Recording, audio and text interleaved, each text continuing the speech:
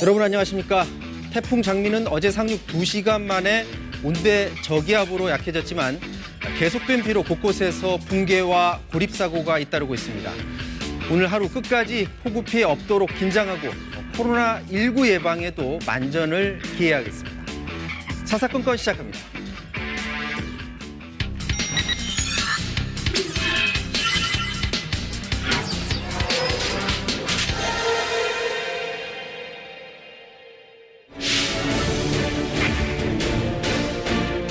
피해 복구의 핵심은 속도입니다. 피해 상황을 신속히 파악하고 예비비와 재난재해기금 등 가용 자원을 총동원하여 충분한 재정 지원을 강구해 주기 바랍니다.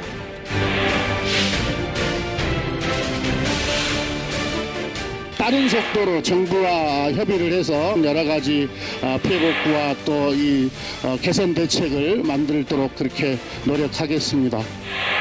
남아있는 재난 예비비가 2조가량 되는 걸로 알고 있는데 조속히 집행해서 피해자들의 어려움을 해결해야 될 걸로 그렇게 생각을 합니다.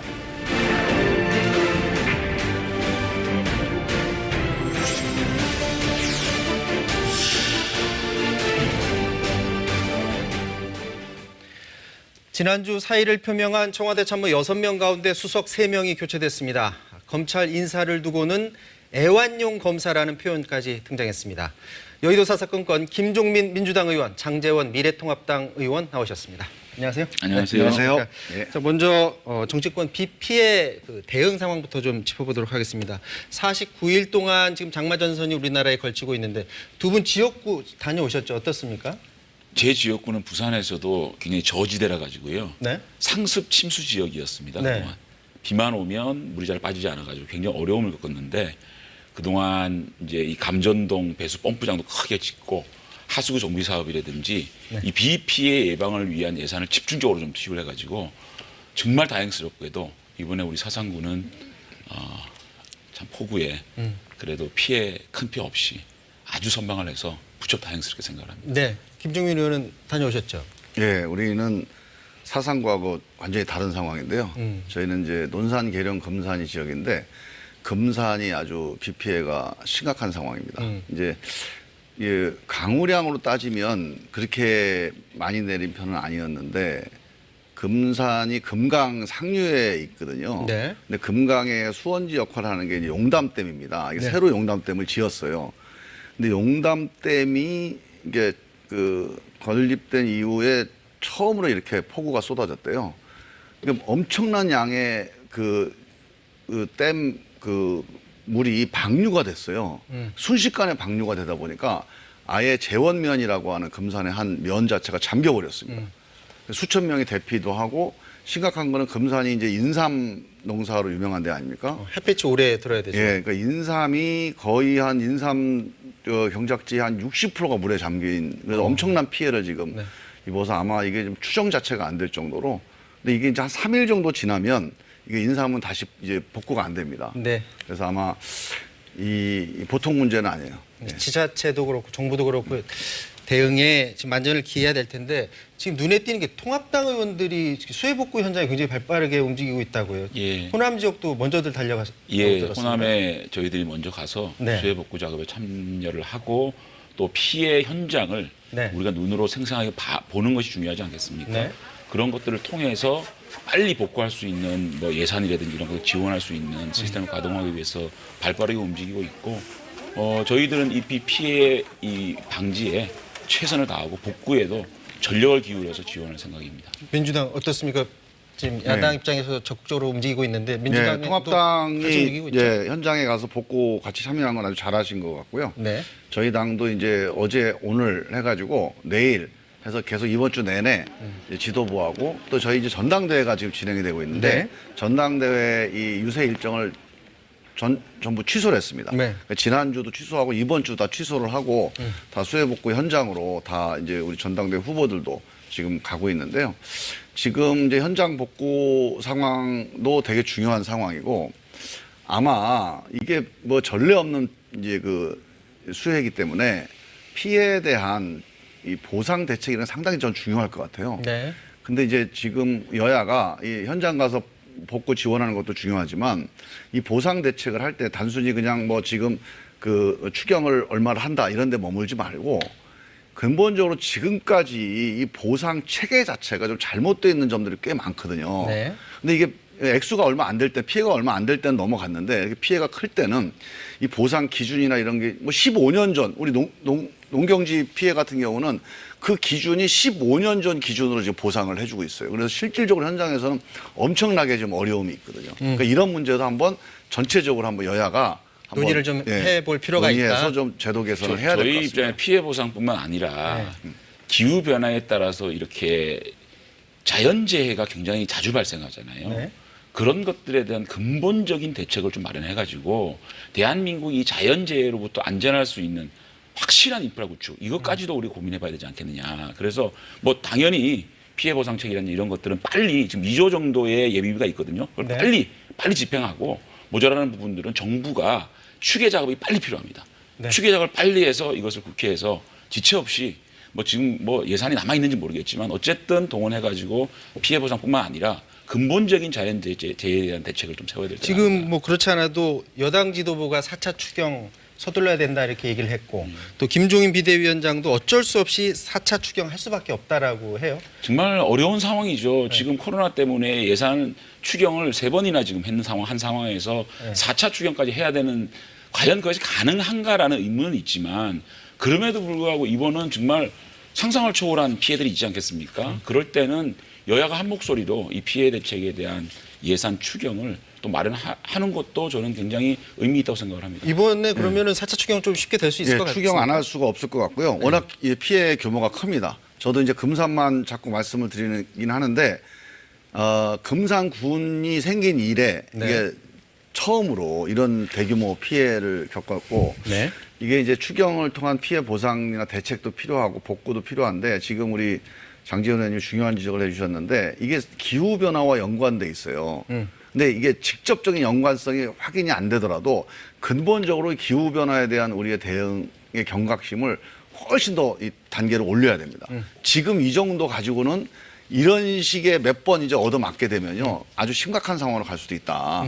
그래서 이제 코로나 이런 방역 위기에 대한 대응뿐만이 아니고 이 기후 위기에 대한 대응에서도 제도적인 여야가 이건 뭐 여야가 무슨 뭐 정책적으로 나뉠 문제가 아니고 정말로 우리가 뭐 외계인의 공동 대응하는 이런 뭐 지구 뭐 이런 공동체 이해관계를 가지고 대응하는 것처럼 우리 여야가 이건 공동의 문제의식을 가지고 대응을 모처럼 해야 안에 될 것 지금 같아요. 두 의원도 그렇고 여야가 좀 합의를 해서 이거는 좀 추진을 빨리 할 수 있을 것 같다라는 그런 기대를 해보고요. 비 피해 상황 저희가 잠시 뒤에 기상 전문 기자 불러서 자세히 얘기를 나눠보도록 하겠습니다. 자, 정치권 소식 보겠습니다. 어제 청와대 참모진 개편이 있었는데요. 잠깐 보도록 하겠습니다. 네, 지금 최재성 신임 정무수석 내정자입니다. 4선의 국회의원 역임을 했었고요. 그리고 김종호 신임 민정수석, 감사원 사무총장 역임했었고요. 김재남 신임 시민사회수석, 정의당 원내수석을 역임했었고 최재성 정무수석은 무주택자고 나머지 두 사람은 1주택자입니다. 자, 그러면 지금 최재성 신임 정무수석 얘기부터 좀 해보면 최재성 신임 수석은 친문 강성으로 지금 불리고 있습니다. 자, 친문의 강성인 인물이 과연 정무수석 자리에 맞느냐라는 부분을 의문을 제기하는 사람들도 있고요. 또 그 자리에 맞기 때문에 앉혔다라는 목소리도 있는데 먼저 어떻게 보십니까? 최재성 정무수석만 놓고 제가 평가하기보다는 네. 굉장히 소폭이었죠. 첫째는 네. 소폭이었고 도대체 이건지 저건지 뭔지 모르는 이상한 인사예요. 인사에는 메시지가 담겨져야 되는데 도대체 이 메시지가 뭘까? 이러지도 않고 저것도 아닌 쇄신인지도 순환보직인지도 모르겠어요. 최재성 정무수석이나 강희정 정무수석이나 거의 비슷한 색깔의 그 인사지 않습니까? 이게 순환보직이 아닌가. 그래서 지금까지의 일방통행식 이런 국정 운영을 그대로 하겠다라는 메시지 아닌가. 저는 이렇게 생각이 들고 이 민심 위반에 따른 뭔가 청와대의 인식 자체가 부족한 거 아닌가. 저는 좀 이런 생각이 먼저 드네요. 쇄신의 인사가 아닌 것 같다라는 말씀이세요? 그거는 이제 뭐 앞으로 두고 봐야겠지만 장제원 의원께서 이제 최재성 의원을 좀 잘 모르시고 하시는 말씀일 수도 있고 제가 아는 바로 네. 설명을 좀 드리면 최재성 의원은 상당히 이 도전적인 사람입니다. 이제 기획과 어떤 그 새로운 시도, 혁신 이런 것들에 대해서 관심이 많은 정치인인데 지금이 뭐 정권 초라면 뭐 정권의 어떤 뭐 설계를 위해서 여러 가지 도전을 하거나 기획을 할 수 있지만 네. 이제 정권 후반부 관리를 해야 될 거 아니겠습니까? 네. 근데 이제 기존에 이렇게 안정적으로 그 차분하게 관리하는 그런 이제 뭐 업무도 필요하지만 네. 지금 소통이 되게 적극적으로 이루어져야 될 상황이거든요. 네. 이게 국민들로부터 이렇게 좀 민심이 떠나갈 수도 있다 이런 위기의식도 있고 그래서 저는 최재성 의원 같은 경우 약간 적극성을 띈 분이 좀 뭐 청와대 정무수석을 한다면 어느 쪽으로 적극성을 띠겠느냐. 결국 국회와 소통하고 민심과 소통하는 쪽으로 적극성을 좀 띌 거라고 봐요. 네. 그렇게 된다면 우리 장제원 의원이 우려하셨던 그런 뭔가 뭐 별로 바뀐 게 없지 않냐 이런 우려도 좀 실천을 통해서 좀 뭐 좋은 방향으로 바뀌지 않을까. 저는 상당히 적극적으로 소통할 거라고 봅니다. 조금 비판을 좀 하겠습니다. 네. 사실은 이제 임기 말로 가면 이 청와대 참모진이라는 것은 이 방금 얘기했던 돌파형 또 적극성 이런 것보다는 통합형으로 가야 된다. 근데 과연 최재성 정무수석이 통합형 인사인가? 두 번째는 정책 파트에 대한 경질 혹은 변화가 없어요. 그러니까 이 정부는 지금까지 해온 정책을 그대로 밀고 나가겠다는 의미가 있거든요. 네.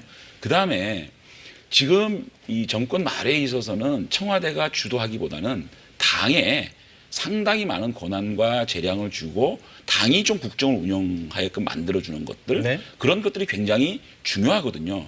그런 측면에서 이 세 가지 측면에서는 최재성 정무수석이라고 하면 일단 이미지가 강성 이미지, 그다음에 친문 중에 친문 이미지 그런 이미지가 굉장히 강하기 때문에 당과 여당과의 그러니까 이 청와대와 여당과의 소통 또 네. 청와대와 야당과의 소통에서 굉장히 저는 좀 협치하고 좀 도와주기보다는 청와대의 의중을 강력하게 전달하는 역할을 하지 않을까라는 조심스러운 좀 우려를 좀 해봅니다. 정책 파트에서의 쇄신이 없다라고 하는데 만약 예를 든다면 어떤 자리가 좀 정책실장 바뀌어야 됐다고 같은 생각하시나요? 것이 사실은 부동산 정책은 실패했다라고 누구나 보지 않겠습니까? 그렇기 때문에 정책실장의 어떤 그 교체가 필요했다고 보고요. 네. 그 다음에는 총괄적으로 이 비서실에 대한 쇄신의 상징성을 위해서는 노영민 비서실장 정도는 교체를 하는 것이 국민들에게 이제 후반기 청와대가 좀 더 국민과 가깝게 다가가겠다는 이미지를 주지 않았겠느냐 이런 생각이 들어서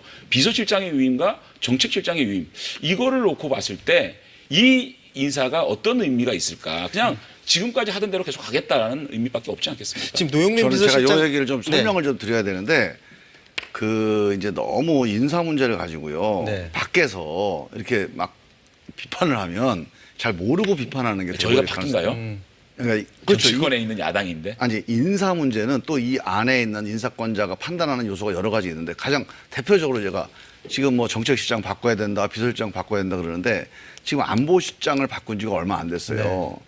그러니까 안보실장을 바꾼 지가 얼마 안 된 상태에서 지금 우리 장제원 의원 얘기대로 다 하면요 청와대 전체를 한꺼번에 바꿔야 되는데 아마 이제 우리 장제원 의원도 뭐 보좌관들 바꿀 때 한꺼번에 다 바꾸는 게 어려움이 있다는 거 아실 거 아닙니까? 그렇죠. 조직의 안정성 같은 데도 좀 그리고 부과되고요. 연속성도 있어야 되고 그런데 이게 다 잘하는 건 아니거든요. 그래서 바꾸는 거에 대한 타이밍은 그거는 적어도 이제 우리 인사권자가 나름대로 판단하실 것 같은데 지금 이 정무수석 이 정무 라인을 바꿨잖아요 이번에. 네.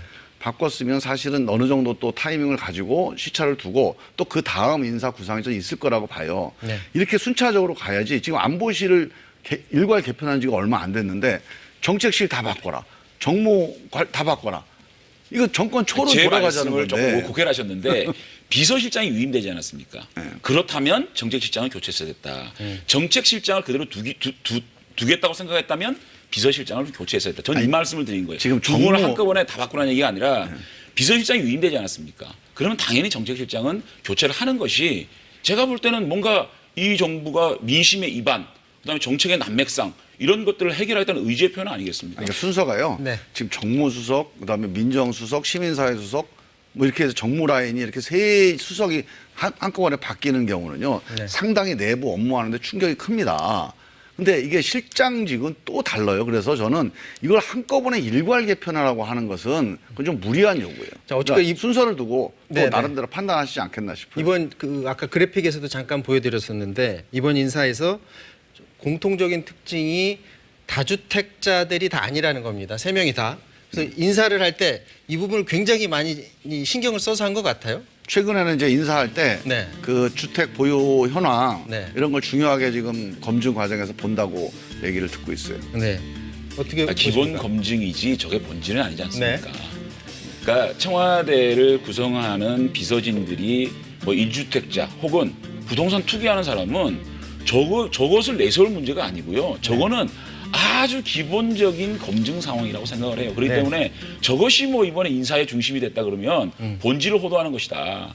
기본을 지키는 건데 기본 가지고 그렇게 자랑할 거립니까? 지금까지 자랑하는 게 잘못해서 아니고 잘못한 거죠. 언론에서 그러니까 저희가- 보도를 하는 거지. 저걸 저희가 자랑은 이제 누가 해. 살펴봤더니 아이고, 참. 그렇게 다주택자가 아니더라라는 그걸 가지고 점을 무슨 뭐. 저희가 찾아낸 거고요. 네, 또 하나 그래요? 지금 봐야 될 상황이 김주원 민정수석 지금 말 나오는 게 어떤 떠난다는 말 없이 떠났어요. 지금 일부 보도를 봤더니 이미 7일에 청와대를 나갔다라는 말도 있고 사실 이번 그 다주택자 그 논란의 가장 가운데 있었던 핵심 인물 중에 하나인데 어떻게 보십니까? 이렇게 저 조용히 김조원 청와대를 수석에 떠난 대해서요. 모습? 정말 잘못된 보도가 계속 나오고 있는데 네.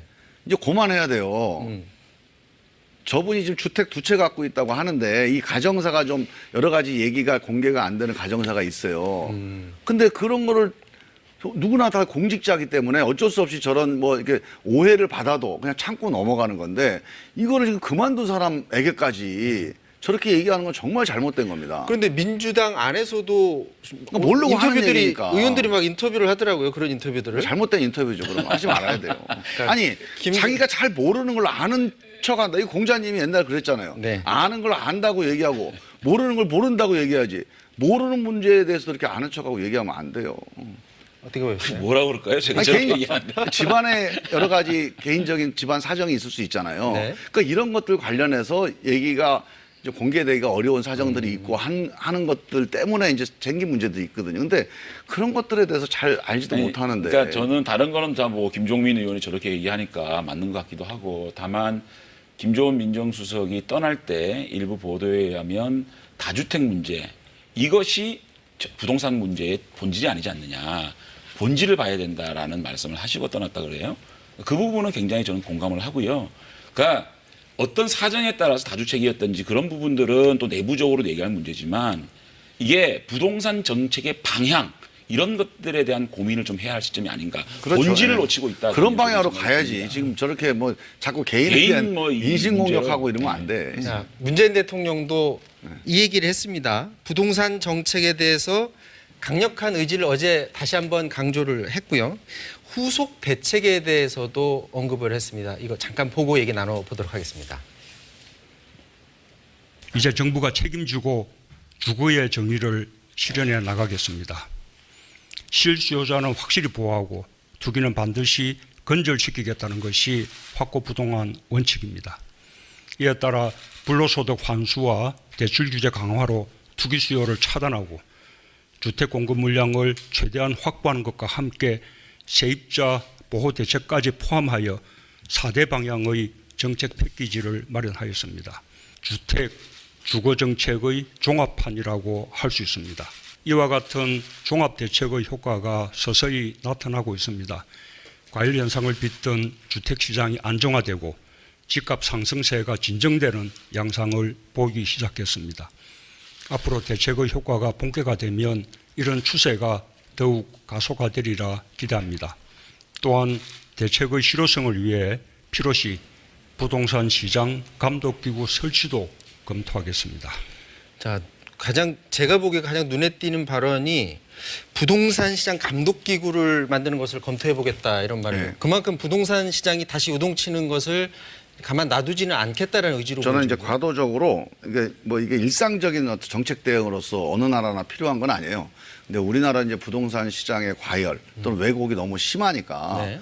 좀 특별히 특단의 대책이 필요하다는 차원에서 과도적인 그런 이제 조치로서 기구를 그래서 감독 기능을 좀 강화하는 것. 우리가 보면 이 기획 부동산 뭐 투기를 기획하는 이런 인프라가 되게 발달돼 있어요. 그래서 이런 부분에 대해서는 단순히 사법적인 대응만 하기에는 또 되게 전문적이기 때문에 좀 이게 금융과 뭐 사법, 조세 이런 게 다 종합된 그런 감독 기능이 좀 필요하고요. 전 본질적으로 이제 목표 설정이 중요하다고 봅니다. 정책이라고 하는 거는 바로 정책이 이게 세워졌다고 해서 바로 효과가 나타나는 건 아닌데 우리의 방향과 목표를 어떻게 보느냐 하는 건데 저는 근본적으로 주거복지가 하나의 방향이지만 또 하나의 방향은 그러니까 땅에 투자하는 것보다 기업에 투자하는 것이 수익성이 좀 높다. 이 경제 시스템을 만드는 것. 이게 우리의 목표가 돼야 돼요. 그러니까 일각에서 땅도 투자 대상이다. 자꾸 이런 의식을 계속 유지하려고 해요. 그래서 그걸 좀 보호해 줘야 된다. 근데 이거는 전 세계에서 제대로 된 시장 경제에서는 통하지 않는 겁니다. 땅보다는 땀이 더 보상받아야 되고 땅보다는 기업에 대한 투자가 더 수익이 높아야 됩니다. 이게 우리의 여야를 떠나서 우리의 공동의 목표다. 이 목표에 대한 합의가 되면 그 수단은 조금 야당이 주장하는 여러 가지 단계적인 뭐 이런 주장들도 저는 같이 이렇게 모아서 갈 수 있다고 보는데 이제 목표 설정을 우리가 좀 다시 한번 해봐야 될 때가 왔다고 생각해요.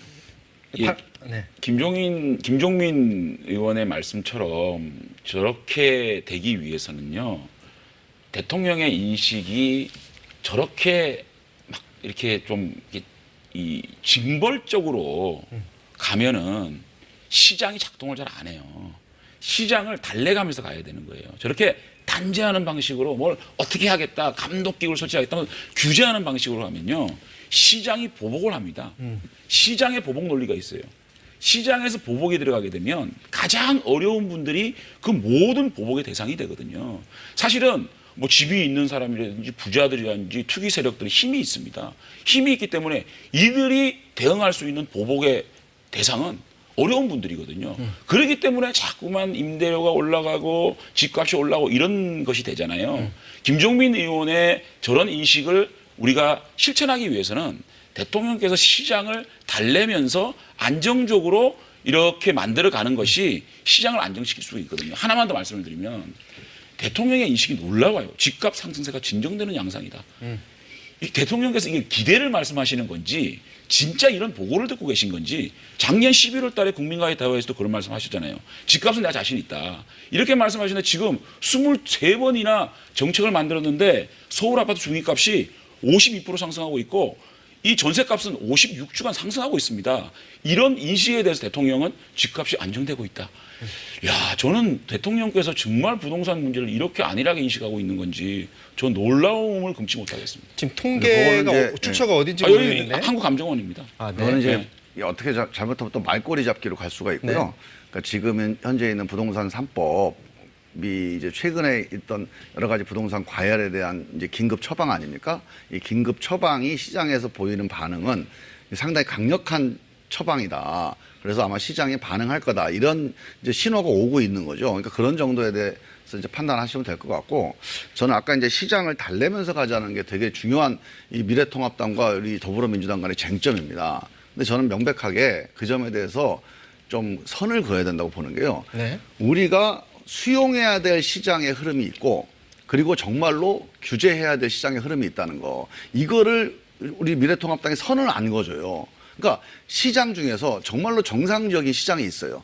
정말 우리 내 집 마련을 위해서 또는 정말로 그냥 단순한 어떤 재테크 차원에서 하는 경우가 있는데 되게 투기적 목적으로 정말로 기업에 대한 투자나 아니면 이 정말로 시장 경제에 대한 투자나 참여보다는 이 부동산 시장이나 왜곡된 시장에서 수익을 올리는 거를 전문적으로 목적으로 하는 이런 시장이 일정 부분 있어요. 이거는요, 정상적인 시장이 아니거든요. 그러니까 이런 시장에 대한 규제나 아니면 뭔가 처벌적 대응, 감독적 대응, 이런 것들도 미래통합당이 좀 인정을 해주면서 정상적인 시장에 대해서 우리가 어떻게 보호하거나 충격을 완화할 것인지 얘기하면 저는 충분히 대화가 된다고 보는데 이걸 구분을 안 해주고 그냥 이걸 뭉뚱그려서 시장이다. 이렇게 해놓고 시장을 우리가 수용하자. 시장을 존중하자. 이래버리면 이게 논쟁이 잘 안 돼요. 진짜 그 김종민 의원 중요한 말씀하셨는데 시장이 왜곡되고 나쁜 시장이 있어요. 이것은 분명히 규제해야 되고 정부가 관여를 해야 됩니다. 그러기 위해서는 합의가 필요한 겁니다. 이번에 법사위에서요. 저는 민주당이 굉장히 잘못했다고 봅니다.